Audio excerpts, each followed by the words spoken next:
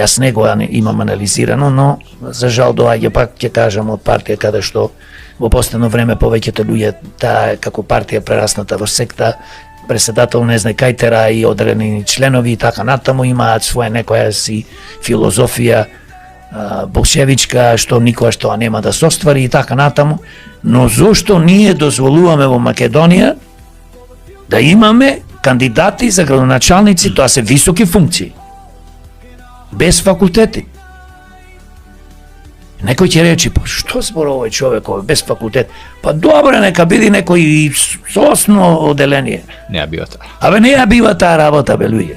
Друга, 7 испити положил, просек имал висок, прво бил политиколог, па не знам, па се лажеше, па што е бе тоа луѓе?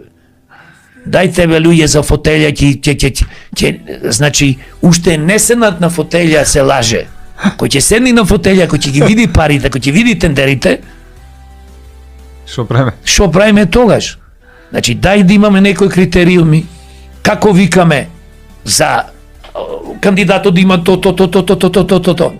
Ами еден обичен човек с прескавици што врти, па треба да има искуство. Ти ги изгори прескавиците, ќе затвориш сендвичарата. Ај се спорувам. Мене ми е ова све свешно. Значи, до каде стандардот е паднат ниско? Нема. Критериумот ни е паднат и овде бараме некој оратор.